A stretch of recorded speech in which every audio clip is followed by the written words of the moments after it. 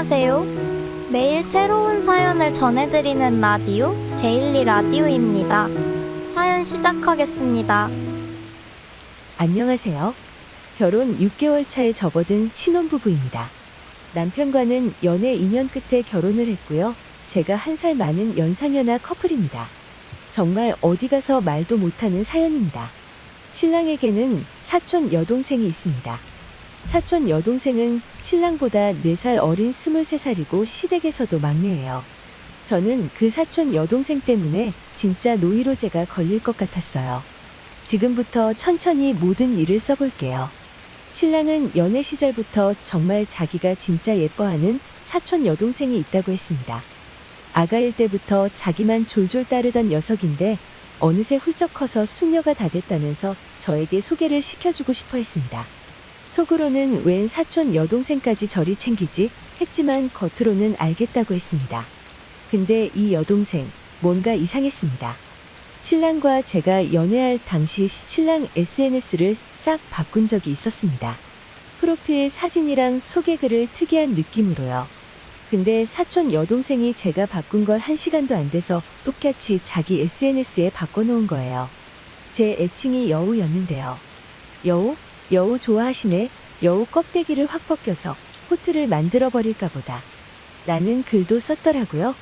신랑이 나중에 그거 알고 나서 바로 비밀번호 바꾸고 사과하라고 혼내켜서 울며 겨자 먹기로 사과를 받긴 했습니다. 결혼하기 전에 몇 번 같이 만났는데 만날 때마다 제 인사 무시하고 사람을 벌레 보듯 했어요. 그러다가 헤어질 때 되면 신랑한테 찰싹 붙어서는 뻔히 저랑 가는 거 알면서 자기 영화 보고 싶다는 둥 노래방 가고 싶다는 둥 선수쳐서 신랑을 빼돌리려고 하더라고요. 결정적으로 결혼하기 일주일 전쯤 신랑이 자기 SNS 잠시 로그인해서 뭐 좀 봐달라 해서 들어갔다가 사촌 여동생이 보낸 DM을 보게 됐습니다. 오빠, 꼭 결혼해야 돼. 왜 이렇게 빨리 하는 거야? 그 여자 임신이라도 했어. 왜 갑자기 결혼을 해? 임신했으면 그 애가 오빠인지는 어떻게 알아? 결혼하기 전부터 몸 함부로 주는 여잔데 그런 여자 믿고 결혼할 수 있는 거야? 오빠 그러지 마. 응? 오빠 결혼하지 마. 라고 써 있었어요. 그 글을 보는 순간 너무 화가 나서 온몸이 떨려왔고 신랑 역시 그 글을 보자마자 저 있는 데서 여동생한테 전화를 걸어 거의 욕설에 가까운 말로 뭐 하는 짓이냐고 따졌습니다. 그따위로 말할 거면 자기한테 연락하지 말라고 전화를 끊었고 저한테는 원래 저런 애가 아니라며 신경 쓰지 말라고 엄청 안절부절 못하더라고요. 그때부터 슬슬 의심이 시작됐습니다. 결혼을 하고 얼마 안 돼서 신랑과 분위기 좀 잡아보려고 와인을 준비해서 둘만의 시간을 보내고 있었습니다. 그런데 그 사촌 여동생이 술 먹고 밤 11시에 저희 집에 오더라고요. 차가 끊겼다며 재워달라고요. 온 걸 내보낼 순 없어서 자고 가라고 방 한 칸 내줬는데 술을 더 먹겠답니다. 막무가내로 술 더 달라고 하더라고요. 신랑이 화가 나서 왜 자꾸 이러냐고 했습니다. 곱게 자고 가라고 말했지요. 그래서 제가 와인밖에 없다고 와인이라도 드시겠어요? 하고 묻자 비웃으며 푹 와인이요? 하면서 웃었어요. 순간 욱해서 한 대 치고 싶었는데 참았습니다. 저도 속이 끓으니 도저히 안 되겠다 싶어 슈퍼 간다고 말하고 나왔어요. 그리고 찬바람 좀 쐬고 소주 사서 들어가니까 엉엉 우는 소리가 들리더군요. 무슨 일이냐고 놀래서 물어봤어요. 신랑이 진짜 짜증난다는 듯이 여기가 네 술주정 받아주는 곳이냐고 화를 냈습니다. 그러자 여동생이 이렇게 말했어요. 오빠는 배신자고 아주 나쁜 놈이야. 오빠는 그러면 안 되지. 그 말에 의아해진 제가 무슨 소리 하는 거냐고 물어봤어요. 신랑은 고모 오라고 하겠다며 여동생을 뿌리치고 방으로 들어갔습니다. 그래서 저도 따라 들어갔고요. 무슨 일이냐고 다시 물었더니 신랑이 한숨을 푹 내쉬고 답답하다는 듯이 애가 이상해졌다고 말했어요. 진짜 안 그랬는데 왜 저러는지 정말 모르겠다고 했습니다. 저는 반드시 밝혀야 할 것 같아서 무슨 짓을 했길래 동생 입에서 나쁜 놈 소리까지 나오냐고 따졌습니다. 제 말에 신랑은 자기도 미치겠다고 진짜 모르겠다고 하더라고요. 결국 고모님이 오셔서 여동생 데려가셨어요. 그리고 저번 주 주말에 있었던 일입니다. 새벽에 나란히 누워 자고 있는데 신랑 전화가 울렸습니다. 깨서 보니 새벽 2시였고 발신자는 그 사촌 여동생이었습니다. 제가 받아서 여보세요? 라고 하니까 5초 뒤에 그냥 끊어버리더라고요. 그렇게 5번 이상을 전화해 대니까 진짜 환장하는 줄 알았습니다. 그래서 신랑을 깨워서 말했어요. 정말 사촌 여동생한테 무슨 일이 생겼거나 아니면 미친 것 같은 일이 일어나서 왜 그러는지 전화 좀 해보라고요. 그 말에 신랑이 짜증을 내며 전화를 했고 5분 뒤에 전화를 끊더니 얘 또 술 먹었다고 무시하자면서 핸드폰을 끄고 다시 누웠습니다. 누워서 가만히 생각해보니 이제껏 일들이 예사롭지 않게 느껴지더라고요. 신랑한테 자냐고 물어보니까 신랑이 안 잔다고 했어요. 그래서 신랑더러 조심스럽게 아무리 봐도 아가씨가 자기를 남자로 보는 것 같으니 선을 그어야 될 것 같다고 말했죠. 신랑이 아무 말 없이 한숨을 내쉬었습니다. 신랑은 알겠다면서 신경 쓰지 말고 자라고 팔베개 해줬어요. 그래서 저도 더 말하지 않고 바로 잠에 들었어요. 다음날 일어나서 신랑 핸드폰 켜보니까 새벽 6시까지 아가씨한테 전화가 와 있었어요. 그리고 바로 얼마 전 일입니다. 저녁밥을 짓고 있는데 전화가 왔어요. 발신자는 모르는 번호였고 전화를 받자 카랑카랑한 목소리로 윽박 지르더라고요. 저기요, 사랑과 전쟁 자주 본다더니 현실과 드라마 구분도 못해요? 오빠랑 내가 뭔 관계? 참나? 아가씨, 그래도 전화를 걸었으면 먼저 인사부터 해야 되는 거 아니에요? 내가 지금 정신 나간 여자 취급을 당했는데 인사하게 생겼어요? 언니 뭔데요? 그쯤 되자 저도 슬슬 열이 받았어요. 보자 하니까 어린 게 위아래 구분도 없네? 어이가 없다, 어이가 없어. 아가씨, 그쪽 잘한 거 하나도 없거든요? 지나가는 사람 붙들고 물어봐요. 내층 알아내서 껍데기를 벗기니 많이 과거가 어쩌고 저쩌요? 생각이 있는 사람이 결혼한 오빠 집에 술 먹고 불쑥 찾아오고 새벽 6시까지 술 먹고 전화를 해요? 언니 나타나기 전에는 제가 오빠랑 모든 걸 같이 했거든요. 근데 언니 만나더니 우리 오빠가 얼마나 변했는지 알아요? 분수를 알아야죠. 어디서 맞지도 않는 짝을 자기 거라고 우기려고 들어요? 큰애 삼촌이 오빠랑 언니 결혼 엄청 반대한 건 알아요? 말 잘했네. 결혼하기 전에 둘이 잘 지냈든 뭘 했든 이제는 오빠 결혼했고요. 결혼한 남자한테 이러는 거 정말 예의 아니에요. 나도 아가씨 의심했던 건 미안하지만 아가씨 행동이 충분히 오해 살만 했어요. 지금 이렇게 전화로 무례하게 구는 거 오빠도 알아요? 나 오해 살 만한 행동 한 적 없는데요? 잘 생각해봐요. 나중에 아가씨가 결혼했는데 아가씨 남편 여동생이 지금 아가씨처럼 굴면 아가씨는 어떨지. 그리고 그쪽 부모님이 아가씨 반대했다는 얘기까지 들으면 어떤 기분일지. 제정신이면 결혼한 그것도 사촌 오빠한테 새벽 6시까지 전화하고 와이프한테 막말하고 그러진 않을 것 같네. 더 할 말 없으니 전화하지 마세요. 그리고 분에 못 이겨 씩씩대다가 남편한테 전화했습니다. 도대체 왜 이런 전화를 받아야 하냐고 따졌습니다. 남편은 바쁘다고 좀 그냥 넘기자면서 전화를 끊어버렸어요. 퇴근한 뒤에 남편 붙들고 얘기 좀 하자고 하니 남편이 선수쳐서 이렇게 말하네요. 제가 과민 반응하는 거라고요. 오빠 없이 자란 애라 내가 자기 친오빠와 다름없었는데 갑자기 결혼해버리니 어색하고 서운해서 그러는 거니까 좀 이해하라고요. 그래서 제가 서운하고 어색하면 오빠랑 결혼할 여자를 걸레 취급해도 되냐고 따졌네요. 그날 신랑은 피곤하다며 자러 가버렸어요. 사촌 여동생이 오해하게끔 한 일은 저게 끝이 아닙니다. 말하자면 끝도 없겠네요. 명절 때 시댁에 있다가 친정에 가면 사촌 여동생한테 문자가 옵니다. 여동생도 고모 딸인지라 우리가 친정 가면 그때 시댁에 와서 늘 시간이 엇갈렸거든요. 사촌 여동생이 저희 신랑을 찾으면 저희 신랑이 외갓댁에 왔다고 말합니다. 그러면 왜 며느리 주제에 어떻게 감히 친정을 가냐며 비아냥거립니다. 그런 논리라면 고모님도 친정을 못 와야죠. 심지어 여동생 친구들은 우리 신랑이 여동생 남친인 줄 아는 사람도 몇몇 있더라고요. 남편은 사이가 너무 좋아서 가끔 오해를 사는 것뿐이니 신경 쓰지 말라고 합니다. 이게 제가 무시할 수 있는 일인가요? 아니죠. 어머님 아버님도 그냥 신랑이랑 아가씨랑 아기 때부터 너무 친해서 아가씨가 질투하는 거라고 웃어넘기라는데요. 이건 질투 수준이 넘은 것 같아요. 신랑도 처음엔 화도 내고 욕도 하고 무시했어요. 그런데 아가씨는 신랑이 그런 반응을 하든 말든 무시하고 계속 행동했어요. 그러니 신랑도 슬슬 지겨운가 보더라고요. 정말 이건 무슨 경우인지 모르겠어요. 꼭 꼭 어딜 갈 때도 차 앞좌석, 남편 옆자리에 자기가 타려고 합니다. 넥타이도 내가 고쳐준 거 자기가 다시 고쳐주려고 하고, 머리도 꼭 자기가 말려주려고 하고, 대체 이게 뭔지 모르겠네요. 신랑도 환장하겠대요. 그러더니 이젠 제가 과민 반응이랍니다. 어느 순간부터 신랑이 저한테 화를 내기 시작하더라고요. 그래서 저는 주변 사람들 동원해서 차근차근 논리적으로 설득했습니다. 제가 말할 땐 듣지도 않더니 말이에요. 그래서 주말에 고모님 고모부님 다 모셔놓고 말씀드린다고 했습니다. 저는 이걸 어머님 아버님한테도 말해서 아가씨가 연락 안 할 때까지 시댁 집안 행사에 참석 안 하겠다고 말하자고 했어요.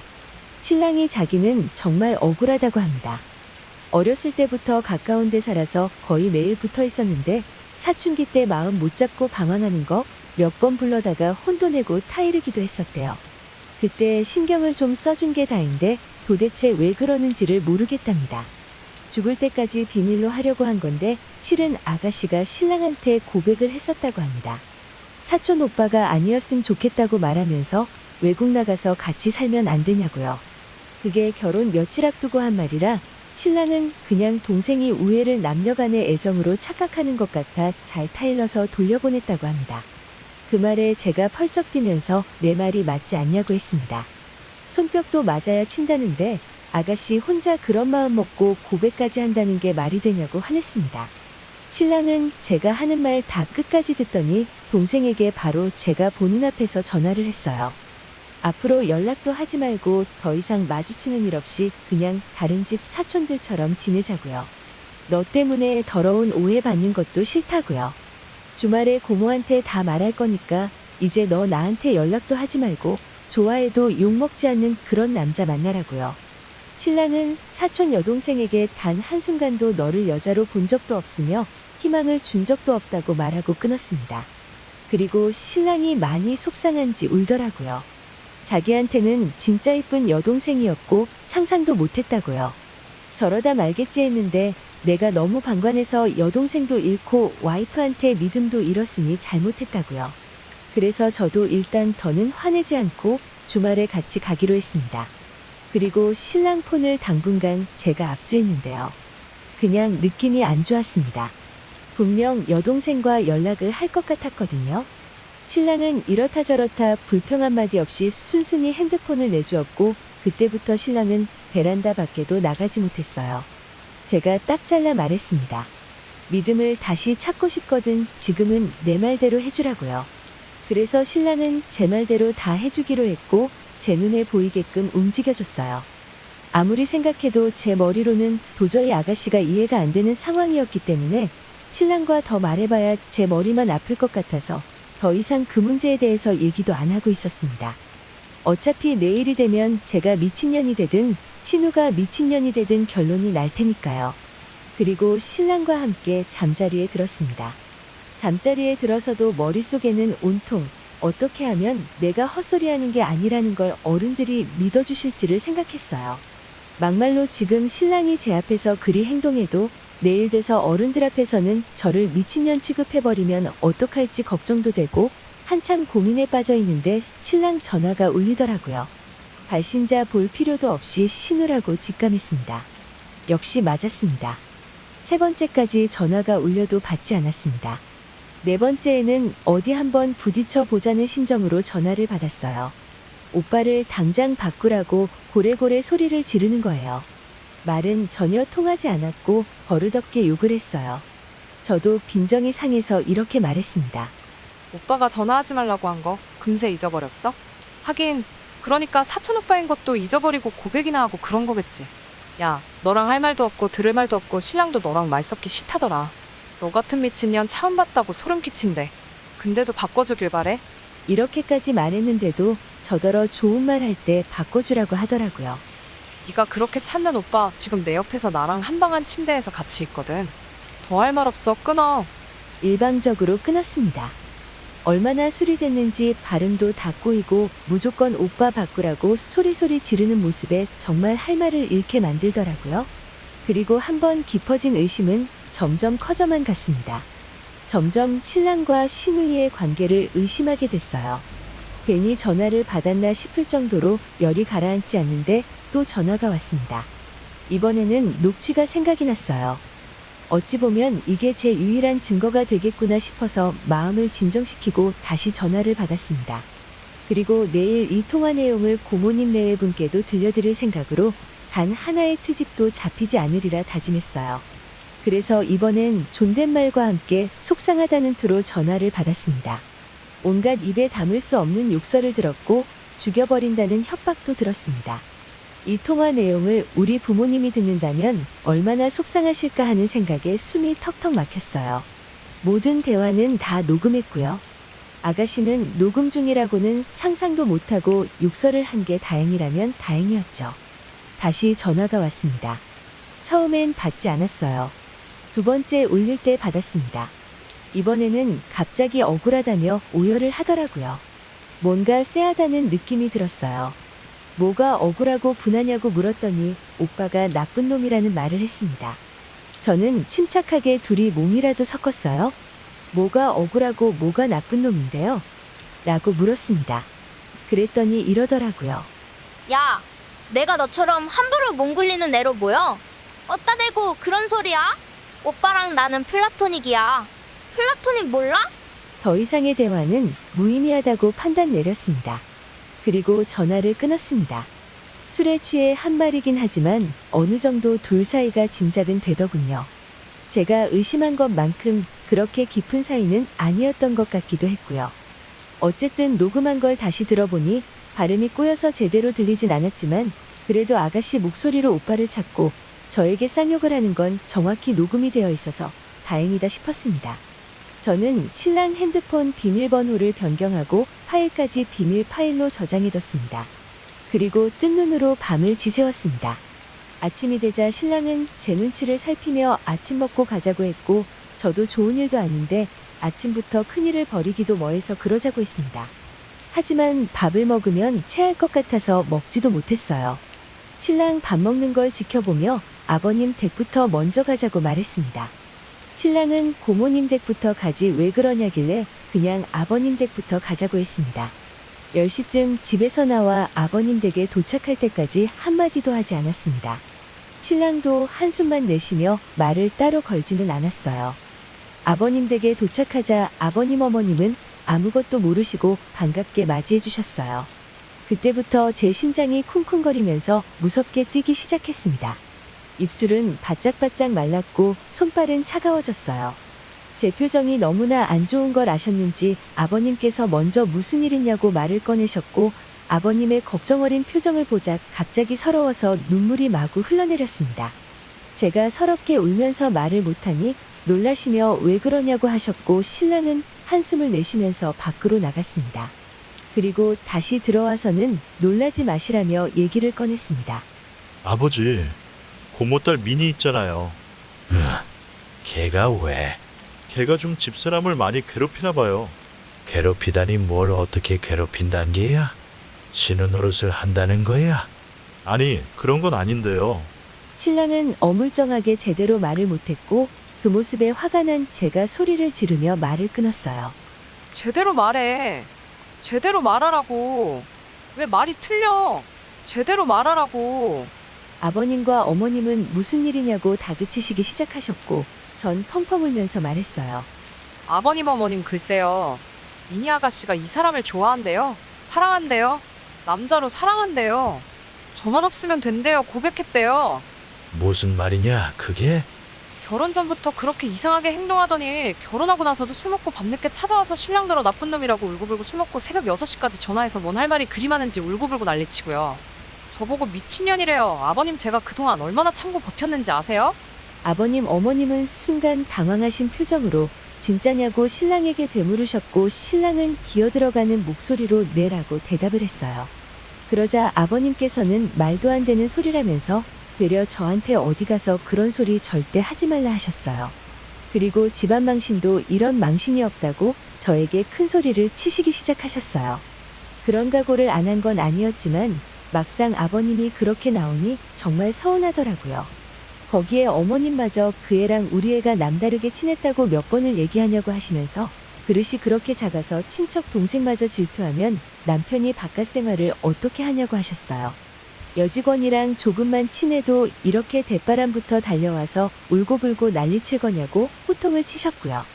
신랑은 한숨만 푹푹 내쉬며 이 사람 말이 맞다고 말했지만 아버님 어머님은 신랑 말은 들리지도 않으시는 듯 저한테 언성을 높이시고 바닥까지 손바닥으로 쳐내리시면서 저한테 화를 내셨어요.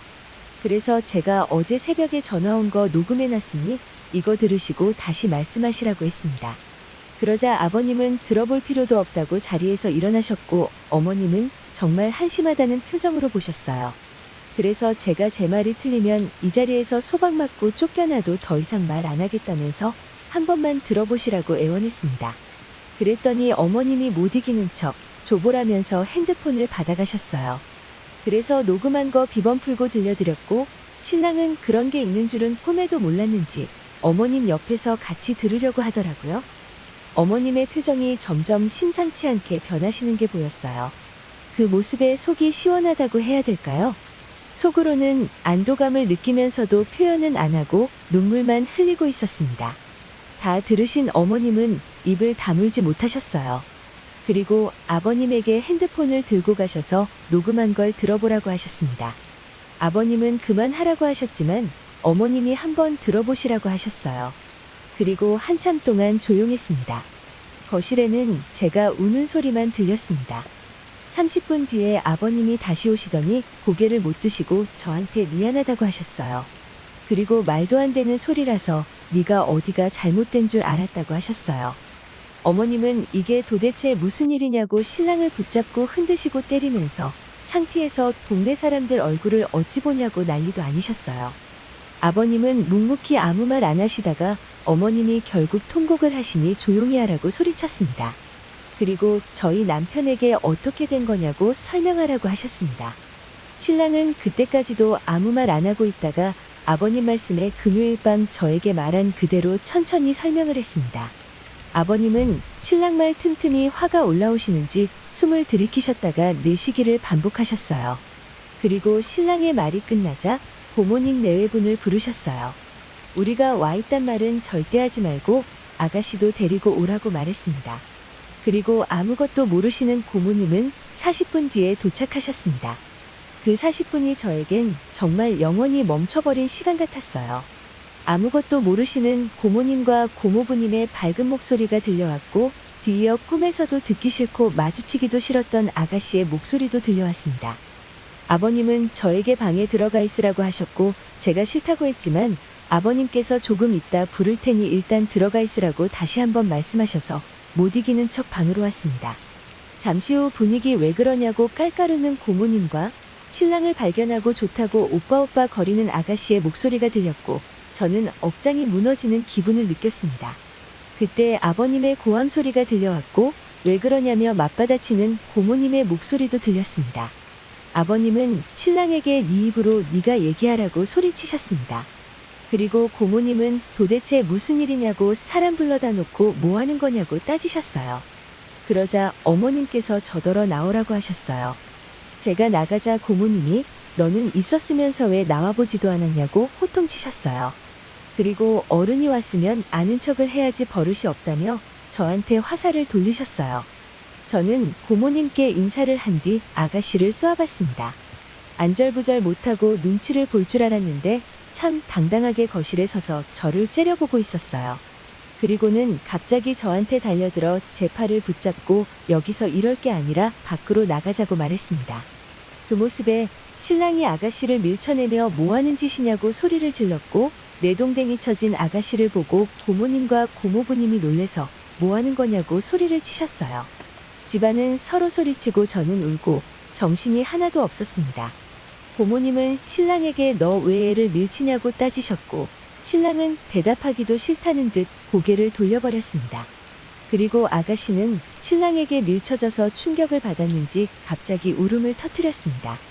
그러자 아버님이 다 조용히 하고 앉으라고 호통을 치셨어요. 이니야, 울지 말고 네가 말해봐라. 새언니가 한 말이 사실이야. 녹음된 목소리가 네가 맞는 거야.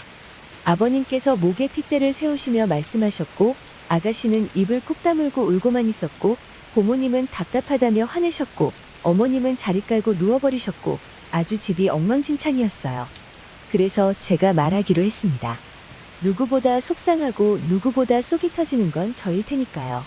전 고모님께 모든 걸 사실대로 말했고 고모님은 제 말이 끝나기 무섭게 제 뺨을 치셨습니다. 지금 누구를 어떻게 매도하고 어디 입에 담지 못할 더러운 소리를 하냐고요. 갑자기 맞은 뺨에 할 말을 못하고 있는데 신랑이 고모님께 버럭 소리를 지르며 왜 애꿎은 사람을 때리냐고 소리쳤습니다. 그리고 눈을 부릅뜨며 때리려면 고모 딸을 때리라고 했지요. 그러자 고모부님이 신랑에게 닥치라고 역정을 내셨어요. 보다 못한 아버님은 화가 머리 끝까지 나셨는지 갑자기 신랑을 때리기 시작하셨어요. 저도 정말 깜짝 놀랐습니다. 갑자기 신랑의 뺨을 때리시고 나가 죽으라면서 발로 밟으셨어요. 설마 입에 담지 못할 더러운 짓까지 했냐고 하시면서 아버님은 쓰러지실까 무서울 정도로 신랑을 두들겨 패셨습니다. 그 모습에 모두가 아무 말도 못하고 안절부절하는데 참 어이없게도 아가씨가 갑자기 뛰어들더니 아버님 바지자락을 붙잡고 늘어지는 겁니다. 사촌 여동생은 엉엉 울면서 아버님을 붙잡고 늘어졌어요. 아버님은 숨을 고르며 아가씨에게 말해보라고 했습니다. 아가씨는 엉엉 울면서 말했어요. 그 우는 모습을 보고 있자니 머리끄댕이라도 잡고 싶을 정도로 얄밉고 저주스럽고 증오스러웠습니다. 저도 처음 알았습니다. 사람을 이렇게 미워할 수 있다는 것을 말이에요. 아기 때부터 크면 오빠랑 결혼할 줄 알았어요. 오빠도 나 좋아했어요. 내가 고백했을 때 오빠가 웃으면서 좀 더 컸는데도 자기만 좋아하면 그때는 쟤만 받아준다고 했어요. 그래놓고 오빠는 다른 여자랑 결혼했어요. 난 여지껏 오빠 하나만 보고 오빠 하나만 믿고 오빠만 좋아했는데 커서도 나만 좋아해달라고 해놓고는 이제 와서 전현이랑 결혼했어요. 우리는 잘못한 게 없는데 왜 우리한테 뭐라고 하는 거예요? 기가 찰 노릇이었습니다. 이게 대체 뭔 말인가 싶어서 어이도 없고 기도 차고 저게 정말 사촌 입에서 나올 말인가 싶으면서 온몸에 소름이 돋고 머리가 어지러지랬습니다. 그 말에 신랑이 펄쩍 뛰면서 자기는 절대 그런 적이 없다고 말했어요. 그때 아버님이 신랑의 뺨을 한 대 더 때리시면서 말하셨어요. 이래도 아니야. 니네 더러운 짓까지 했어. 그러자 신랑은 왜 자기 말은 안 믿어주냐고 정말 억울하다고 눈물까지 흘리면서 말했어요. 고등학교 졸업식하고 쟤 데리고 선물 하나 사줄까 해서 가는 길에 제가 갑자기 고백했어요. 말이 안 되는 소리잖아요. 그치만 쟤는 여고생이었고 남자 대할 기회가 얼마 없었으니까 잠시 착각하는 거라고 생각했어요. 제가 독한 말로 돌려보낼 만큼 모진 놈이 못해서 나중에 커서도 네가 나밖에 없으면 그때 다시 얘기하자고 했습니다. 그때 가서 마음 받아준단 말한 적 없습니다. 여동생이라 손잡아준 적은 있었어도 흑심 품고 잡아본 적 단 한 번도 없어요. 그런 상상도 해본 적 없고요. 그저 좋은 남자 만나서 언제 그랬냐는데 그때 그랬지 하고 껄껄 웃으면서 얘기할 날 올 거라 믿었고 신경도 안 썼습니다. 그게 그렇게 잘못된 일입니까? 신랑 말에 아가씨는 절대 그러지 않았다고 울부짖으며 매달렸습니다. 고모님은 어떻게 이런 일이 일어났냐며 내가 저걸 태어났을 때 거꾸로 뒤집었어야 됐는데 괜히 키웠다면서 가슴을 치며 울기 시작하셨어요. 아가씨는 신랑의 팔을 붙잡고 여전히 울고불고 매달리고 있었어요. 그 모습에 화가 난 제가 아가씨를 밀치며 남들이 다 제정신 아니라는데 그만 좀 하라고 소리쳤습니다. 갑자기 눈에 불을 켜고 저한테 덤비더라고요. 그걸 보며 제대로 정신 나간 사람이라 생각했습니다. 아직도 목이랑 어깨에 긁힌 자국이 선명하게 남았습니다. 입에 담지 못할 쌍욕을 퍼붓고 저주의 말을 퍼부으며 제 머리를 잡고 손톱을 세워 덤비는 아가씨에게 분하게도 반항 한 번 못하고 당했습니다. 바보 같다고 욕하셔도 할 수 없는 게 너무 많이 울어서 진이 다 빠진 상태로 갑자기 당한 일이라 경황이 없었습니다. 그 모습에 고모부님이 아가씨를 떼어놨고 아가씨의 뺨을 때리셨어요. 전현만 없으면 되잖아. 전현만 없으면 되는데 왜 나한테 뭐라 하는 거야? 이렇게 말하면서 다시 저에게 덤벼들었어요. 그러자 고모부님이 다시 아가씨를 붙잡으며 멈추지 않으면 호적에서 파버리겠다고 하셨습니다. 고모님은 이제 조상님 보기 부끄러워서 어떻게 사냐고 통곡을 하셨고요. 고모부님은 다 죽은 조상은 왜 찾고 난리냐며 역정을 내셨습니다. 그리고 아버님께 자식을 잘못 키웠다며 허리를 굽혀 사과하셨어요. 그리고 아가씨의 팔을 잡고 나가려고 하셨습니다. 근데 정말 단단히 미쳤나 봐요. 고모부님이 그렇게 끌고 나가는데도 안 끌려나가고 신랑의 팔을 잡고 이렇게 말했어요. 오빠 왜 그래? 정신 차려. 지금 잠깐 전현한테 한눈 파는 거지? 그치? 전현이 잘 대주니까 난 안 주고 전현은 잘 주니까 오빠가 이러는 거지? 더러운 년이네. 몸으로 꼬셨네. 그러자 신랑이 아가씨의 뺨을 올려쳤습니다. 저 더 이상 사람 취급 못 해주겠어요. 이제 그만 좀 해. 제가 나설 자리는 하나도 없었습니다. 알아서 아가씨가 말했고 어른들이 모두 혼내셨고 신랑은 때렸으니까요. 아가씨는 신랑의 말에 충격받은 듯 멍하니 서 있었고 신랑은 저를 데리고 방으로 들어갔습니다. 그리고 거실에서 고모의 통곡 소리와 아버님의 한숨 소리, 고모부님의 낮은 목소리, 아가씨의 절규 소리까지 들려왔어요. 방에 들어와 신랑을 보니 아버님께 아까 맞은 자리가 빨갛게 부어올랐고 입술도 터져 있더라고요. 그 모습에 갑자기 멈췄던 눈물이 다시 올라왔습니다. 사람이 조금이라도 못됐다면 이런 일까지 없었을 건데 라는 생각을 했습니다. 욕하셔도 어쩔 수 없지만 아직은 제가 신랑을 많이 사랑하나 봅니다. 신랑은 저에게 미안하다며 무릎을 꿇었고 무릎 꿇은 상태로 울었습니다. 그래서 저도 같이 울었습니다. 이제라도 바로잡으려고 해줘서 고맙다고 울었습니다. 신랑은 아가씨에게 맞은 제 뺨과 긁힌 자국을 만지면서 너무너무 미안하다고 계속 울었고 저도 신랑이 맞아서 터진 입술과 부어오른 뺨을 만지면서 울지 말라고 울었습니다. 그리고 집으로 왔습니다. 고모님은 가시는 순간까지 저에게 사과 안 하셨고요. 집에 도착한 후에는 아까 울고불고 했던 게 거짓말처럼 한마디도 안 하고 눈도 안 마주치고 그렇게 조용히 토요일 저녁을 보냈습니다. 그리고 오랜만에 푹 자고 일어났습니다. 일어나 보니 12시가 다 된 시간이었고 신랑은 옆에서 같이 누워있더라고요. 굉장히 어색했습니다. 브런치를 먹고 신랑과 커피 한잔 하는데 아버님께서 오라는 전화가 왔습니다. 도착했더니 어머님이 제 손을 붙잡고 몰라줘서 미안했고 어제 험한 말해서 미안하다고 하셨어요. 앞으로 둘이 아무것도 신경 쓰지 말고 불편하면 당분간 정리될 때까지 안 와도 된다고 말했습니다. 어머님의 말에 그동안 서러웠던 감정이 다시 생각나며 눈물이 나왔고 아버님께서는 한숨을 내쉬고 말씀하셨어요. 돈을 보태줄 테니 지금 사는 집 팔고 미니가 모르는 곳으로 이사 가게. 아무한테도 어디로 이사 갔는지 말 안 하겠네. 제가 괜찮다고 해도 이사를 권유하셨어요. 그러던 중 고모님이 마침 전화 오셨어요. 아가씨를 외국으로 보낸다는 말이었습니다. 어차피 유학 가려고 계획 중이었고 2년 뒤에 보내려고 했는데 올해는 힘드니 내년 초에 바로 보낸다고 하네요. 거기서 죽든 살든 남자 만나서 결혼할 때나 한국 들어오라고 했답니다. 알고 보니 우리 신랑에게 외국 가서 살자고 한 것도 이 유학 얘기였어요. 고모님께서는 저한테 미처 사과를 못 하셨다고 미안하다고 좀 전해달라고 하셨답니다. 어머님, 아버님께서는 신랑더러 할 수 있으면 직장도 옮겨보라고 하셨지만 아가씨 유학 간다는 말에 그렇게까지는 안 해도 될 것 같다고 말씀드렸어요. 아버님은 정말 마음고생 많았다고 하시면서 다시 한번 제 손을 잡아주셨어요. 그리고 집으로 오는 길에 갑자기 웃음이 나오더라고요. 금요일 밤 아가씨의 전화가 없었거나 있었어도 녹취가 없었다면 아마 저만 이상한 년 돼서 계속 마음고생하다가 이혼녀 딱지 달고 어디 가서 말도 못하고 그렇게 살았겠죠. 제 속에 쌓여진 응어리는 다 풀리지 않았을 거예요. 그래도 혼자 끙끙거리다 어른들이 아셨고 신랑이 사실을 말해줬고 아가씨가 그렇게 당하는 걸 보고 나니 어느 정도 속이 시원해진 건 사실입니다. 그래서 다시 한번 신랑을 믿고 시작해보자는 생각이 들었습니다. 이제는 살면서 어떤 일을 겪어도 별것도 아니네 하고 넘길 수 있을 것 같아요. 앞으로 잘 살아보겠습니다. 들어주셔서 감사드립니다. 사연은 여기까지입니다. 구독과 좋아요, 그리고 사연자분을 위해 여러분의 의견을 남겨주세요. 매일 새로운 사연을 전해드리는 라디오, 데일리 라디오였습니다.